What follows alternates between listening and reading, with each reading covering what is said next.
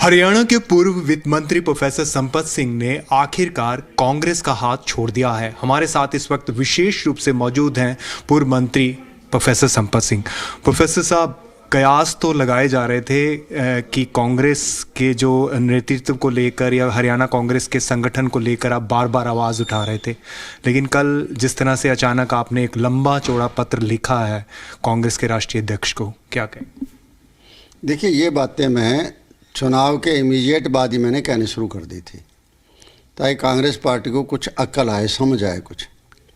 और जो कुछ कांग्रेस पार्टी में हो रहा था, आपको भी याद होगा, मैंने काफ़ी इंटरव्यूज़ वगैरह दिए थे उसमें, और उस टाइम बता भी दिया था कि कांग्रेस पार्टी को लोग पहले बीजेपी का विकल्प मानते थे, और बिल्कुल जो लोग तंग आ चुके थे बीजेपी से, किसान बहुत दुखी थे, बहुत लंबा धरना चला था घर में, रोज़ाना मुलाजिमों के धरने होते थे, इसी तरह व्यापारियों के धरने होते थे, इसी तरह से जिस तरह के मतलब हर एक किस्म के ऐसी बीसी इनके साथ जिस तरह व्यवहार किया जा रहा था, नौजवानों के साथ जो व्यवहार किया जा रहा था, ये सारी चीज़ें देखकर जो है ना, ये हो रहा था कि हाँ, कांग्रेस एक अल्टरनेटिव बन गया है। तो हर आदमी कांग्रेस की तरफ दौड़ रहा था। इस बार तो चाहे वो लोकदल चाहे जेजेपी किसी से जुड़ा हुआ था, उसका सबका मन ये हो रहा था कि ये कांग्रेस ही एक विकल्प बन सकती है इस बार। इसलिए सारे के सारे लोग जो वोटर था इकट्ठा हो गया था। तो इनको ये नहीं समझ में आई कि ये वोटर जो इकट्ठा हुआ है ये अपनी तकलीफ में इकट्ठा हुआ है, ये बीजेपी के खिलाफ इकट्ठा हुआ है। इनको ये हो गया कि तुम्हारे नेतृत्व की वजह से इकट्ठा हुआ है। और ये करके इन्होंने जिस तरह का व्यवहार शुरू करना शुरू किया, तो बहुत से लोगों को तो पार्टी छोड़नी पड़ गई। पार्लियामेंट के चुनाव के दौरान छोड़नी पड़ी, बाद में फिर छोड़नी पड़ गई, लेकिन नए नए लोग आने लग गए थे। तो सोचा कि हाँ, बात बन गई है। जब टिकट का बंटवारा हुआ, उस टाइम इनके दिमाग में ये रही, किसी को टिकट दे देंगे हम, जिसका भी थापी मार देंगे टिकट की, वही चुनाव जीत जाएगा। पहले तो इन्होंने टिकट के बंटवारे में जो किया, उससे पार्टी को बहुत बड़ा झटका लगा और लोगों को भी लगा। और दूसरा, जिस तरह का बाद में चुनाव के दौरान इनका रवैया रहा, उससे लोग जो है ना धीरे धीरे छटकते रहे, और आखिर में जो है छटकते छटकते यहाँ पहुँचे। कई जगह जो लोग जीत भी जाते, तो वहाँ ऐसे लोग खड़े कर दिए जो आज़ाद थे और बहुत पे वोट को ले गए। अगर वो वोट ना ले जाते तो कांग्रेस पार्टी जीतती वहाँ, और एक कम से कम विकल्प बनती। आगे लोग देखते क्या है क्या नहीं, वो तो बात की बात थी। तो ये जो बाद में जो रिज़ल्ट आया 37 सीटों का, तो हम नहीं कह सकते कि हमें पता नहीं था, यही रिज़ल्ट आना था। हमारे जैसे लोग तो यही सोच रहे थे, बुद्धिजीवी लोग भी यही सोच रहे थे कि जिस तरह से ये व्यवहार कर रहे हैं, इससे ऐसा लगता है कि कांग्रेस पार्टी का आना बड़ा मुश्किल हो रहा है, बीजेपी फिर रिपीट करेगी। सारी पार्टी धीरे धीरे करते करते करते एक परिवार के अंदर जाके समेट गई थी, बल्कि बंधक बन गई थी एक परिवार का। हर बार जो है ना उसी परिवार की तरफ देखना। एक नेशनल पार्टी इस तरह से नहीं किया करती है। मैं एक छोटा सा उदाहरण है मेरे पास में। लेकिन आप बार बार परिवार की बात कर रहे हैं, मैं नाम जानना चाहूँ। वो जो भूपेंद्र सिंह हुड्डा जी हैं, और क्या नाम तो और कौन नाम तो वो एक ही है, सबको पता है हरियाणा प्रदेश के अंदर। जब भी कोई मौका आता है तो पार्टी को वो आंख दिखा देते थे और पार्टी डर जाती थी। इसका मतलब ये है कि पार्टी में कोई दम ही नहीं बचा, दम ही नहीं है। मैं सोचता हूँ, मैं तो नेशनल लेवल पर जो पार्टी है ना, वो एक धीरे धीरे ख़त्म होती जा रही है। और जो पहले मोदी जी कहा करते थे कि कोई कहेगा बाद में कि एक थी कांग्रेस, ऐसे माहौल जो है ना अब बनते जा रहे हैं। इतने लोगों की सपोर्ट के बावजूद, लेकिन दोषी खुद कांग्रेस पार्टी है, वो कर रही है। लेकिन अब जिस तरह से संगठन बना कांग्रेस का, तो उसमें आपने भी उम्मीद जताई थी कि भाई संगठन बना है, तो फिर कहाँ पर अब एंड मोमेंट पे जाकर ये बात बिगड़ी?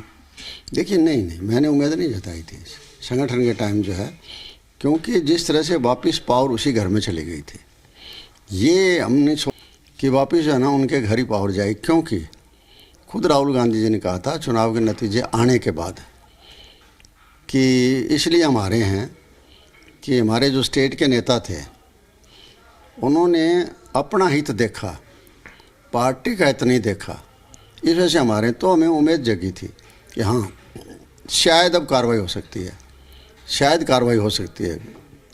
हालांकि बहुत लोग कहते थे कि ये बात जो कहते हैं वो करके दिखाते हैं, चलो देखते हैं। लेकिन उसके बाद जो रिज़ल्ट आया, तो आपने 1 साल का वेट क्यों कराया? अगर यही करना था, मान लो उसी आदमी के हाथ में आपने पावर देनी थी, सारी की सारी पावर, तो ठीक है, वो तो पहले दे देते आपको।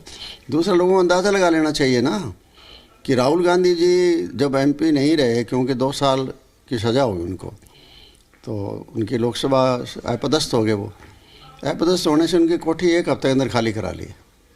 ये कोठी साल तक पड़ी रही चंडीगढ़ की, खाली नहीं कराई गई। तो इससे अंदाज़ा लगा सकते हैं कि क्या अंदर ही अंदर चल रहा था, भीतरघात क्या होने लग रहा था कांग्रेस पार्टी के साथ और लोगों के साथ। मैं तो कहूँ पार्टी के साथ नहीं हुआ, ये लोगों के साथ घात हुआ है।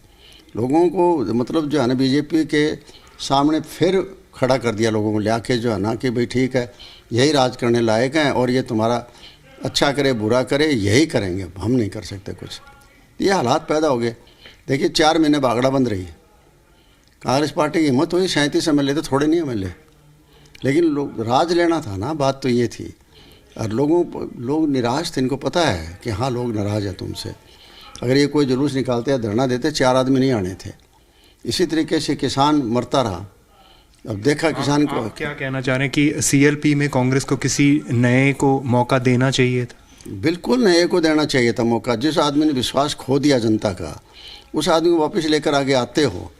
और जो बार बार जो है ना इस तरह कांग्रेस पार्टी के आत्मघाती कदम लेने पर मजबूर करते हो, ऐसे को लेके आएंगे तो फिर तो यही हालात होंगे। खैर, ऐसी चर्चा भी है कि जिस तरह से कांग्रेस का संगठन बनने के बाद जो अनुशासन कमेटी बनी है, उसमें आपका भी नाम आ रहा था कि आपने जो इंडियन नेशनल लोकदल की रैली में जो पार्टिसिपेट किया था उसको लेकर कार्रवाई हो सकती है, इसलिए आपने पहले ये कदम उठाया। नहीं, देखिए वो जहाँ तक वो मैं गया हूँ, वो उस पर तो कार्रवाई ये कर ही नहीं सकते। उससे पहले बहुत कुछ हो लिया। उससे पहले पंडित चिरंजीव लाल जी भी गए थे, एक बार सोनीपत गए थे। उससे पहले जो वीरेंद्र सिंह जी भी गए थे, जींद रैली थे तब गए थे। तो ये तो नहीं है। हाँ, ये ज़रूर है कि अगर पुरानी बातों को लेते तो कदम चाहे उठा लेते, क्योंकि उन बातों तो कमेटी तो बनी है। इस कमेटी के बाद में तो कोई ऐसी बात हुई नहीं ना। वो रैली थी वो भी पहले हो ली, और मेरे जितने वीडियोस थे वो भी पहले जारी हो लिए थे। कमेटी बनने के बाद तो कोई जारी हुआ ही नहीं। ये तो कैसे कह सकते हैं? ये तो अच्छा, फिर ये कमेटी काम ये अनुशासन पर काम करेगी। अनुशासनहीनता जो वहाँ दादरी में किसने देखी, यहाँ आपने इशार देख लिया। श्रीमती इंदिरा गांधी जी की जो श्रद्धांजलि अर्पित करने के लिए उन्होंने बैठक की थी, एक नीचे बैठे हैं दफ्तर में, एक ग्रुप, दूसरा ग्रुप ऊपर बैठा है और तीसरा ग्रुप सड़क पर सद्भावना बना रहा है। उसी दिन हिसार में 3 ग्रुप काम कर रहे थे। तो कहाँ रह गया अनुशासन? हीनता ही है। करो कार्रवाई, कौन रोकता है? ये हमने देख लिया ना, सारा सिस्टम जो है, सिस्टम जो बनाया है ये भी सारा JB सिस्टम है। और आपका सिस्टम है तो मैं नहीं जाऊँगा, मेरा सिस्टम है तो आप नहीं जाओगे। अभी भी यही है, यही हो रहा है। आप देखो 3 कांग्रेस पार्टी के MLAs हैं। मुझे बताओ सर ने कब इसके बिरजलाल जी की मीटिंग में गए हैं? उनकी अध्यक्षता मीटिंग हुई है तो कितनी बार प्रोग्राम हो लिया कांग्रेस भवन में, आज तक 3 MLAs नहीं गए हैं, MP नहीं गया है। तो बताइए, और जो उस बड़े घर से जो जुड़े हुए लोग हैं वो कोई गया होता? आप बता दो उसकी मीटिंग में। प्रोफेसर संपत सिंह का अगला कदम क्या होगा? सबको इसका इंतज़ार।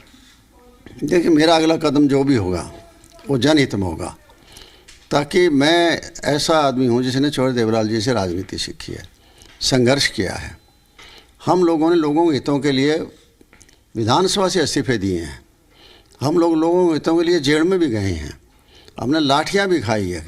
मैं MLA रहते हुए जब युवा लोकदल का प्रेसिडेंट हुआ करता था तो बहुत लाठियाँ पड़ी थी। मेरा हाथ टूट गया था, रण सिंह मान का हाथ टूट गया था, और इसके मनीराम जी थे, डब्बाड़ी से MLA थे, उनका पाँव टूट गया था उस टाइम में। तो मेरा कहने मतलब उस टाइम हम जेल में रहे थे घर को, तो हम तो संघर्ष करने वालों आज घर कैसे बैठ सकते हैं? जब हरियाणा प्रदेश के साथ, जैसे हरियाणा प्रदेश के साथ ये हालात कर रखे हैं बीजेपी पार्टी ने, तो सड़क पर तो नहीं बैठे। संपत सिंह तो जब तक स्वस्थ रहेगा, मैं ये नहीं कहता कि मैं बहुत कुछ कर दूंगा, मैं रोज़ सड़क पर रहूँगा, आज मेरी उम्र नहीं है वो, लेकिन फिर भी उत्साहित करता रहूँगा सबको, और जितना मेरे पास टाइम है उतना जाता रहूँगा। और अब तो मेरे पास जो है ना नेक्स्ट जनरेशन भी आ गई है, गौरव भी है, मेरी लाइन में से गुजरा हुआ है, आज से नहीं है, बहुत पुराना है, मेरा राजनीतिक सहयोगी बना हुआ है, तो वो भी लगा रहेगा। और पार्टी जो इसमें भी जाऊँगा उस पार्टी को भी जो है ना एकदम गर्म रखूँगा, पूरी एडवाइस के साथ चल रही है। जा रहा है आप इंडियन नेशनल लोकदल में जा सकते? नहीं, ये मैं नहीं कह सकता, आज नहीं कह सकता, फैसला लूँगा। मैं रात को आराम से सोया हूँ, वज़न उतार कर अपना सर का, और अब इसके बाद आज चिंतन करना था। आज क्योंकि पत्रकार साथी मेरा प्रेम है आप लोगों के साथ में, तो सुबह से अब तक जो है ना मैं आप लोगों से कर रहा हूँ, थोड़ा चिंतन करने का टाइम अलग तो मिल जाएगा, तो उस टाइम को दिन को सोचूंगा। कुछ ऐसा नहीं, ये देखो जिस तरह हालात है जल्दी करने पड़ेंगे, क्योंकि जिस तरह लोगों का रखा है दुखिया, आप बताइए वो लोग कहाँ हैं, पार्टी कहाँ दिख रही है कांग्रेस पार्टी। तो मुझे तो इस बात का दुख है कि ये मतलब जिस तरीके से इन्होंने किया है, इससे फालतू बीजेपी और क्या सपोर्ट करेंगे। मतलब लोगों को मार दिया है किस्म का, उनका तो नेताओं तो कुछ नहीं बिगड़ा, कोई एमएलए बन गया, कोई लीडर अपोजिशन बन गया, कोई कुछ बन गया, लेकिन लोग तो मर गए ना बेचारे घर को, जनता कहाँ जाएगी। तो प्रोफेसर संपत सिंह का साफ तौर पर ये कहना है कि कांग्रेस को छोड़कर कल वो आराम से सोए हैं और जल्द से जल्द वो फैसला लेंगे कि उनकी आगे की रणनीति क्या होगी, लेकिन राजनीति में चुप नहीं रहेंगे। कैमरामैन राजेंद्र शर्मा के साथ मैं शशि नायर, जी मीडिया, हिसार।